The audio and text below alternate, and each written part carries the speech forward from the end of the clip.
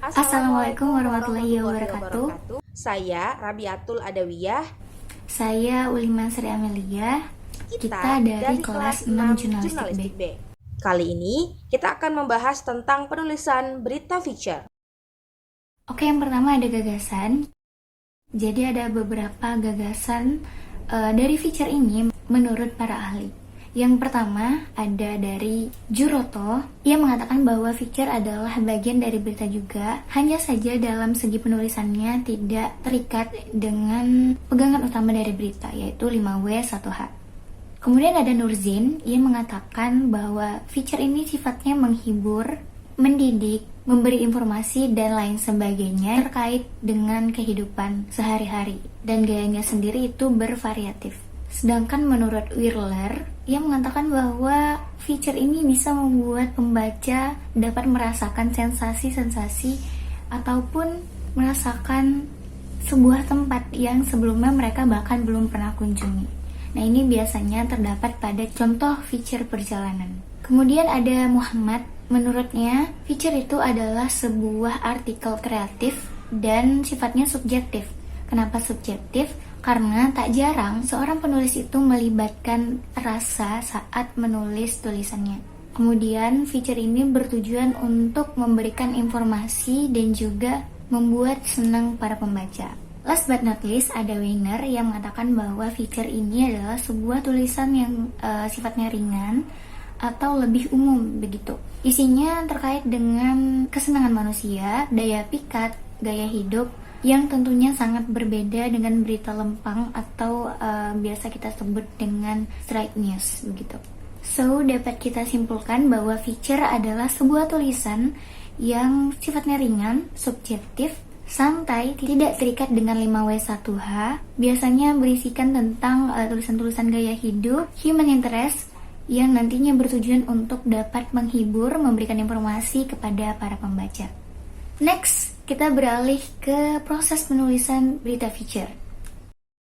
Sebelum kita menulis sebuah feature, ada 4 prinsip yang harus diperhatikan. Yang pertama adalah faktual, yang kedua adalah keterlibatan emosi, yang ketiga adalah berkisah, dan yang keempat adalah akurat. Setelah kita mengetahui 4 prinsip tersebut, kita akan masuk ke dalam 7 proses penulisan feature. Pertama, ada tentukan rangkaian peristiwa. Caranya, Anda harus menemukan rangkaian peristiwa yang terjadi di lingkungan sekitar Anda. Setelah itu, Anda tarik topik yang menarik dari peristiwa tersebut untuk ditulis ke dalam sebuah feature. Kedua, tentukan plot. Plot atau alur cerita adalah hal yang penting juga yang ada dalam sebuah feature. Sama seperti cerita novel dan cerpen, feature juga menggunakan plot.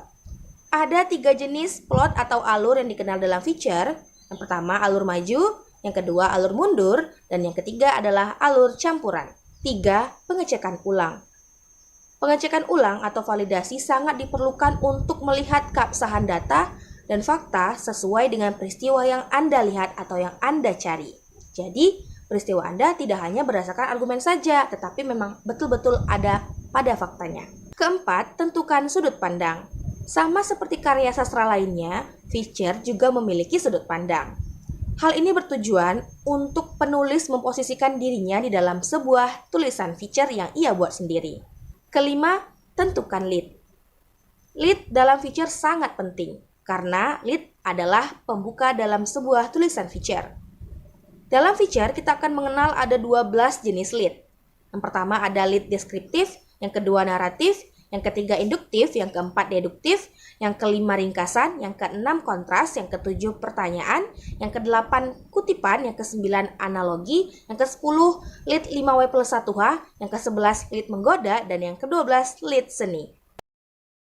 Pertama ada angle. Menetapkan angle atau sudut pandang sebelum menulis ini akan mempermudah kita atau para penulis untuk menulis feature. Ini akan membuat tulisan lebih terarah, lebih fokus dan tidak ngalur ngidul gitu. Jadi carilah satu topik khusus pada satu topik saja yang mana itu memiliki nilai kepentingan dan menarik perhatian pembaca. Kedua, itu ada alur. Alur di feature ini ada beberapa macam, diantaranya ada alur kronologis dan juga ada alur kilas balik. Jika memilih alur kronologis, maka tulisan harus dirunut dari awal kejadian hingga akhir. Jika memilih alur kilas balik, maka tulisan harus ditulis dari cerita bagaimana kondisi saat ini, kemudian nanti melakukan kilas balik ke bagaimana kisah awalnya gitu. Nah, biasanya pembaca lebih suka model yang kedua ini karena memiliki kejutan-kejutan tersendiri. 3. Konteks. Konteks bertujuan untuk memberikan pemahaman kepada pembaca serta alasan kepada pembaca mengapa tulisan tersebut harus dibaca. Dan ada 4 bentuk konteks. Yang pertama itu ada alasan waktu, yang kedua ada alasan magnitude, yang ketiga ada alasan kekinian, dan yang keempat ada alasan kepentingan publik. Keempat, fokus. Setiap penulisan feature harus memiliki fokusnya masing-masing atau yang lebih dikenal dengan angle-nya masing-masing. Hal ini dilakukan agar tulisan feature tidak keluar dari alur yang telah ditetapkan. Nah, itu dia sedikit pemaparan materi dari kami, yaitu bagaimana penulisan berita feature.